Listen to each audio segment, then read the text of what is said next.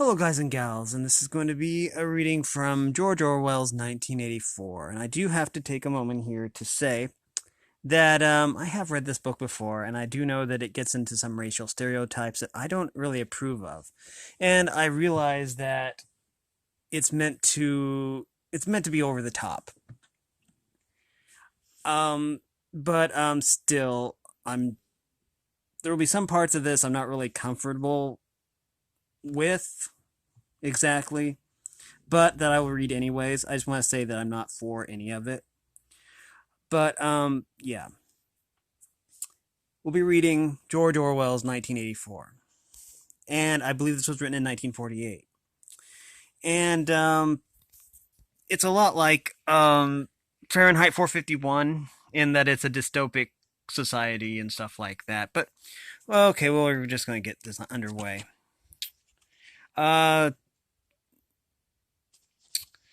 George Orwell was the pen name of an Englishman named Eric Blair. He was born in Bengal in 1903.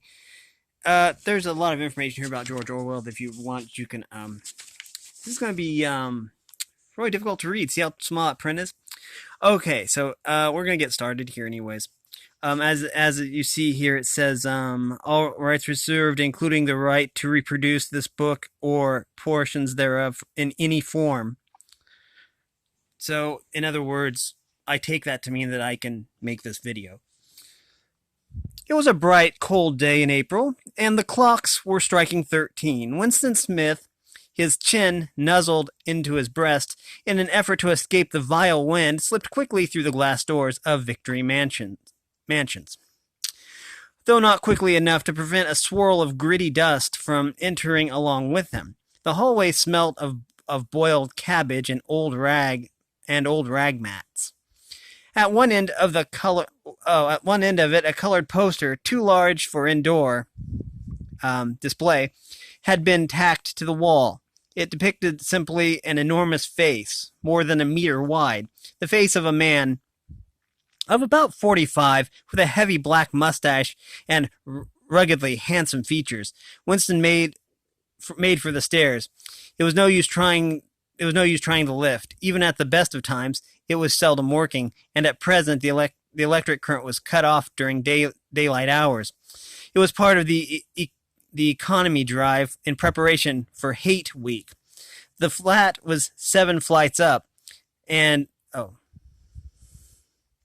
the flat was 7 flights up, and Winston, who was 39 and had a varicose ulcer above his right ankle, went slowly, resting several times on the way.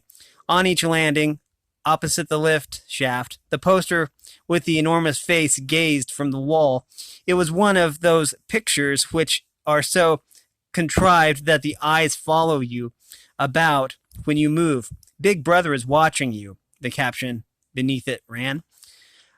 Inside the flat, a fruity voice was reading out a list of figures which had something to do with the production of pig iron. The voice came from an oblong metal plaque, like a dulled mirror, which formed part of the surface of the right-hand wall. Winston turned a switch, and the voice sank somewhat, though the words were still distinguishable. The instrument, the telescreen, it was called, could be dimmed, but there was no way of shutting it off completely. He moved over to the window. A smallish, frail figure, the meagerness of his body merely emphasized by the blue overalls, which were... Oh, wait a minute. Like I say, it's really difficult for me to read this one because the writing is very, very small. But I'm going to try this again. Winston turned a switch, and the voice sank somewhat, though the words were still distinguishable. The instrument, the telescreen it was called, could be dimmed, but there was no way of shutting it off completely. He moved over to the window, a smallish, frail figure, the meagerness of his body merely emphasized by the blue overalls, which were the uniform of the party. His hair was very fair, his face naturally sanguine, his skin roughened by coarse soap and blunt razor blades, and the cold of the winter had just ended. Outside, even though the shut window pane, oh, through, outside, even through the shut window pane, the world looked cold. Down in the street, little eddies of wind were whirling dust and torn paper into spirals, and though the sun was shining and the sky a harsh blue, there seemed to be no color or in anything except the posters that were plastered everywhere. The black mustachioed face gazed down from every commanding corner. There was one on the house. Oh, there was one on the house front immediately opposite. Big Brother is watching you, the caption said, while the dark eyes looked deep into Winston's own. Down at street level, another poster, torn at one corner, flapped fitfully in the wind, alternately covering and uncovering the single word Ingsoc. In the far distance, a helicopter skimmed down between the roofs, hovering for an instant like a blue bottle, and darted away again with a curving flight. It was a police patrol, snooping into people's windows. The patrols did not matter. However, only the thought police mattered. Behind Winston's back, the voice from the telescreen was still babbling away about pig iron and the over fulfillment of the ninth 3-year plan. The telescreen received and transmitted simultaneously. Any sound that Winston made above the level of a very low whisper would be picked up by it. Moreover, so long as he remained within the field of vision which the metal plaque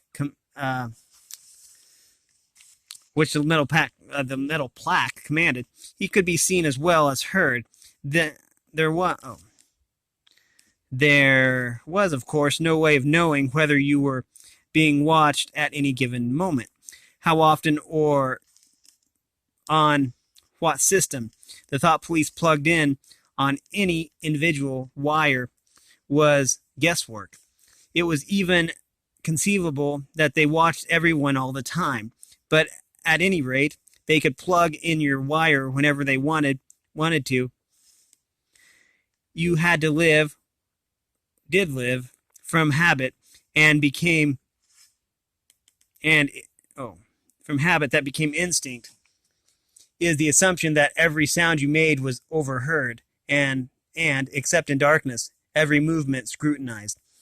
Winston kept his back turned to the telescreen. It was safer, though, as he well knew, even a back can be revealing.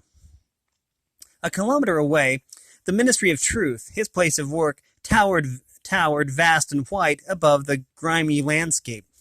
This, he thought, with a sort of vague distaste. This was London, chief city of Airstrip 1, itself the third most populous of the provinces of Oceania. Oceania? I've never known how to pronounce that. So I'm going to say Oceania. He tried to squeeze out some childhood memory that should tell him whether London had always been quite like this. Were there always these vistas of rotting 19th century houses, their sides shored up with balks of timber, their windows patched with cardboard, and their roofs with corrugated iron, their crazy garden walls sagging in all directions, and the bomb sites where the plaster dust swirled in the air and the willow herb straggled over the heaps of rubble, and the place where the bombs had cleared a larger path, and there had sprung up sordid colonies of wooden dwellings like chicken houses. But it was no use. He could not remember. Nothing remained of his childhood except a series of bright-lit tabulae occurring against no background, and mostly unintelligible. The Ministry of Truth, Mini-True in Newspeak, was startlingly different from any other object in sight. It was an enormous pyramidal structure of glittering white concrete, soaring up, terrace after terrace, 300 meters into the air. From where Winston stood, it was just possible to read, picked out on its white face in elegant lettering, the three slogans of the party: war is peace, freedom is slavery, ignorance is strength. The Ministry of Truth contained, it was said, 3,000 rooms above ground level, and corresponding ramifications below. Scattered about London, there were just 3 other buildings of similar appearance and size. So, okay, we're going to first of all learn about Newspeak here.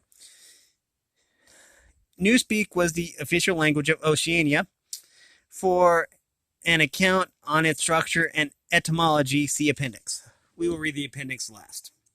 Anyways, let me go over the sentence again. There were just 3 other buildings of similar appearance and size. So, completely did they dwarf the surrounding architecture, and from the roof of Victory Mansion, you could see all 4 of them simultaneously.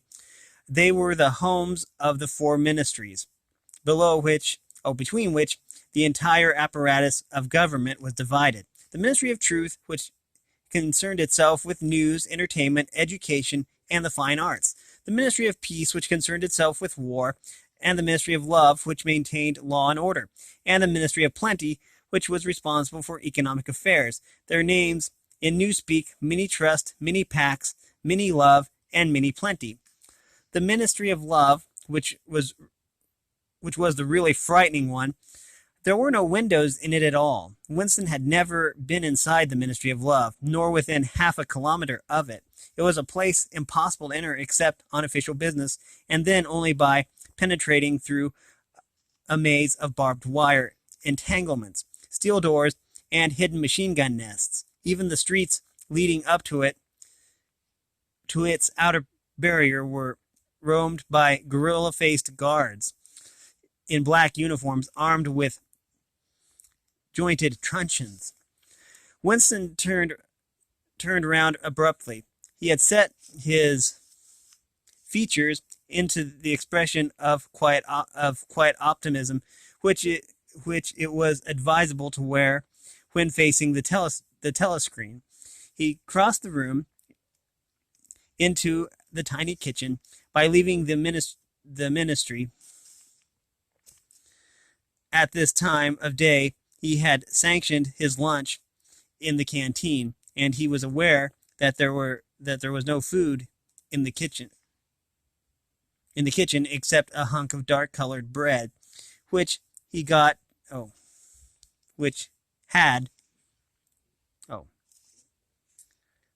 had got to be saved for tomorrow's breakfast. He took down from the shelf a bottle of colorless liquid with a plain white label marked Victory Gin. It gave off a sickly, oily smell, as of Chinese rice spirit. Winston poured out nearly a teacupful, nerved himself for a shock, and gulped it down like a dose of medicine. Instantly, his face turned scarlet, and the water ran out of his eyes. The stuff was like nitric acid, and moreover, in swallowing it, one had the sensation of being hit on the back of the head with a rubber club. The next moment, however, the burning in his belly died down, and the world began to look more cheerful. He took a cigarette from a crumpled packet marked Victory Cigarettes, and incautiously held it upright, whereupon the tobacco fell out onto the floor. With the next, he was more successful. He went back to the living room and sat down at a small table, and that stood to the left of the telescreen. From the table drawer, he took out a pen holder, a bottle of ink, and a thick quarto-sized blank book, and a red with a red back and a marbled cover. For some reason, the telescreen in the living room was in an unusual position. Instead of being placed, as was normal, in the end wall where it could command the whole room. It was in a longer wall opposite the window which Winston was now sitting, and which, when the flats were built, had probably been intended to hold bookshelves. By sitting in the alcove and keeping well back, Winston was able to remain outside the range of the telescreen so far as sight went. He could be heard, of course, but so long as he stayed in his present position, he could not be seen. It was partly the unusual geography of the room that had suggested to him the thing that he was now about to do. But it had also been suggested by the book that he had just taken out of the drawer. It was a peculiarly beautiful book. Its smooth, creamy paper, a little yellowed by age, was of a kind that had not been manufactured for at least 40 years past. He could guess, however, that the book was much older than that. He had seen it lying in the window of a frowsy little junk shop in a slummy quarter of the town. Just what quarter he did not know. He did not now remember, and had been stricken immediately by an overwhelming desire to possess it. Party members were supposed not to go to ordinary shops, dealing with the free market, it was called. But the rule was not strictly kept, because there were various things, such as shoelaces and razor blades, which it was impossible to get a hold of in any other way. He had given a quick glance up and down the street, and then had slipped inside and bought the book for $2.50. At the time, he was not conscious of wanting it for any particular purpose. He had carried it. He had carried it guiltily home in his briefcase, even with nothing written in it. It was a compromising possession. The thing that he was about to do was to open a diary. This was not illegal. Nothing was illegal, since there were no longer any laws. But if detected, it was reasonably certain that it would be punished by death, or at least by 25 years in a forced labor camp. Winston fitted a nib into the pen holder and sucked it to get the grease off. The pen was an archaic instrument, seldom used even for signatures, and he had procured one furtively and with some difficulty, simply because of a feeling that the beautiful creamy paper deserved to be written on. Excuse me. Actually, he was not used to writing by hand. Apart from very short notes, it was unusual to dictate everything into the speak-write, which was, of course, impossible for his present purpose. He dipped the pen in the ink and then faltered for just a second. A tremor had gone through his bowels. To mark the paper was the decisive act. In small, clumsy letters, he wrote, April 4th, 1984. He sat back. A sense of complete helplessness had descended upon him. To begin with, he did not know with any certainty that this was 1984. It must be round about that date, since he was fairly sure that his age was 39, and he believed that he had been born in 1944 or 1945, but it was never possible nowadays to pin down any date within a year or two. For whom, it suddenly occurred to him to wonder, was he writing this diary? For the future? For the unborn? His mind hovered for a moment around the doubtful date on the page, and then fetched up with a bump against the newspeak word, doublethink. For the first time, the magnitude of what he had undertaken came home to him. How could you communicate with the future? It was, of course, in nature impossible. Either the future would resemble the present, in which case it would not listen to him, or it would be different from it, and his predicament would be meaningless. For some time he sat gazing stupidly at the paper. the telescreen had changed over to strident military music. It was curious that he seemed not merely to have lost the power of expressing himself, but even to have forgotten what it was that he had originally intended to say. For weeks past, he had been marking ready. Oh, he had been making ready for this moment, and it had never crossed his mind that anything would be needed except courage. The actual writing would be easy.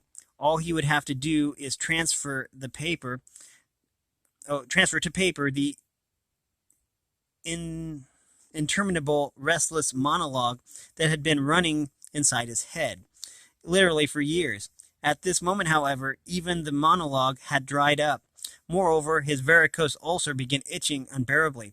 He dared not scratch it because if he did, it always became inflamed. The seconds were ticking by. He was conscious of nothing except the blankness of the page in front of him, the itching of the skin above his ankle, the blaring of the music, and the slight booziness caused by the gin. Suddenly he began writing in sheer panic, only imperfectly aware of what he was setting down. His small but childish handwriting straggled up and down the page, shredding first its capital letters and finally even its full stops. And we're going to try to read this. April 4th, 1984. Last night to the flicks. All war films. One very good one of a ship full of refugees being bombed somewhere in the Mediterranean. Audiences were amused by shots of a great huge fat man trying to swim away with a helicopter after him. First you saw him wallowing along in the water like a porpoise. Then you saw him through the helicopter's gun sights. Then he was full of holes, and the sea around him turned pink, and he sank all as suddenly as though the holes had let in the water. Audiences shouted with laughter when he sank. Then you saw a lifeboat full of children with a helicopter hovering over it. There was a middle-aged woman, might have been a Jewess, sitting up in the bow with a little boy about 3 years old in her arms. Little boy screaming with fright and hiding his head between her breasts as if he was trying to burrow right into her.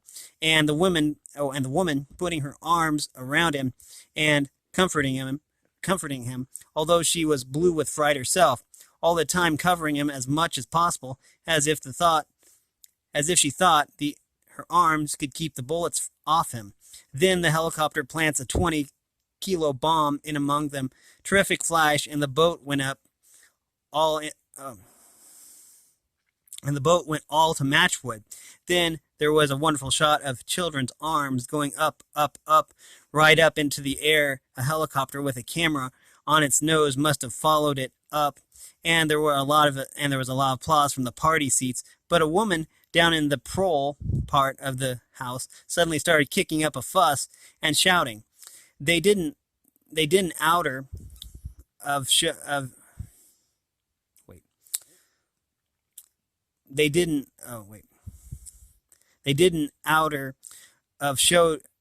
it not in front of the kids. They didn't. It ain't right. Not in front of the kids. It ain't until the police turned her out. I don't suppose anything happened to her. Nobody cares what the proles say. Typical prole reaction. They never. Winston stopped writing, partially because he was suffering from cramp. He did not know what had made him pour out this stream of rubbish. But the curious thing was that while he was doing so, a totally different memory had clarified itself in his mind to the point where he almost felt equal to writing it down. It was, he now realized, because of this other incident, he had suddenly decided to come home and begin the diary today. It had happened that morning at the ministry, if anything so nebulous could be said to happen. It was nearly 1100, and in the records department where Winston worked, they were dragging the chairs out of the cubicles and grouping them in the center of the hall opposite the big telescreen in preparation for the 2 minute hate. The 2 minutes hate. Winston was just taking his place in one of the middle rows when two people whom he knew by sight but had never spoken to came unexpectedly into the room. One was a girl whom he often passed in the corridors. He did not know her name, but he knew that she worked for the fiction department, presumably, since he had sometimes seen her with oily hands and carrying a spanner. She had some mechanical job on one of the novel writing machines. She was a bold-looking girl of about 27, with thick, dark hair, a freckled face, and swift athletic movements. Narrow scarlet sash emblem of the Junior Anti-Sex League was wound several times around the waist of her overalls, just tightly enough to bring out the shapeliness of her hips. Winston had disliked her from the very first moment of seeing her. He knew the reason. It was because of the atmosphere of hockey fields and cold baths, and community hikes and general clean-mindedness which she managed to carry about with her. He disliked nearly all women, and especially the young and pretty ones. It was always the women, and above all the young ones, who were the most bigoted adherents of the party. The shallowest of slogans, the amateur spies, the nosers out of the unorthodoxy. But this particular girl gave him the impression of being more dangerous than most. Once, when they passed in the corridor, she had given him a quick sidelong glance which seemed to pierce right through him, and at a moment had filled him with black terror. The idea had even crossed his mind that she might be an agent of the thought police. That it was true. That it was true was very unlikely. Still, he continued to feel a peculiar unease which had fear mixed up in it, as well as hostility whenever she was anywhere near him. We're going to stop it right here, and we're going to read about the 2-minute hate, or whatever it is. Wow, my bookmark is bigger than my book. Okay, so this is part 1 of our reading of the this book. We read starts on page 5, and we're on page 12. 5 minus 12 is 7. So we've read 7 pages. This is a very difficult book to read, basically because of theme and also because of topic, and because the writing is so small. But it is a good book nonetheless. It is a literary classic. Anyways, if you like this content, make sure you like and subscribe and ring the bell so you know when I upload. And this has been, of course, George Orwell's 1984. Anyways, so yeah, if you want to support me in any way, all that information will be in the description below. And as always, thanks for watching, everyone, and have a great day.